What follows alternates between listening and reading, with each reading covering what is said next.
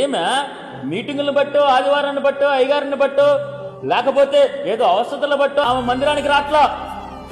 84 సంవత్సరాలు దేవుడి కోసం మందిరానికి వచ్చిందండి. స్తోత్రం కలుగునుగా. మనం ఎవరి కోసం రావాలి?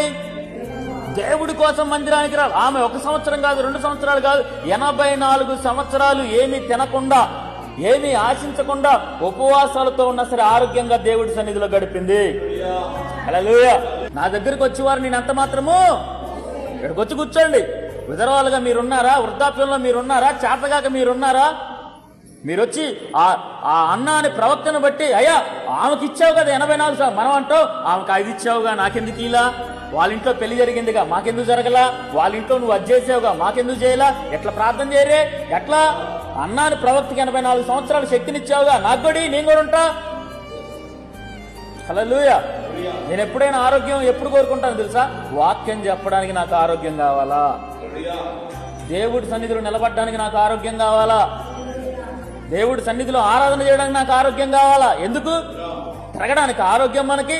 అడగండి ఒకసారి, అన్నాని ప్రవక్త 84 సంవత్సరాలు ఆరోగ్యం ఇచ్చావయ్యా, ఉపవాసాలతో ఉన్నా, విధవరాలుగా ఉన్నా, ఎవరి తోడు లేకుండా 84 సంవత్సరాలు ఆరోగ్యాన్ని, ఆయుష్నిచ్చి ఆమెకు తోడుగా నిలబడి, హల్లెలూయా, అట్లే నన్ను కూడా నిలబెట్టు తండ్రి. స్తోత్రం కలుగునుగా.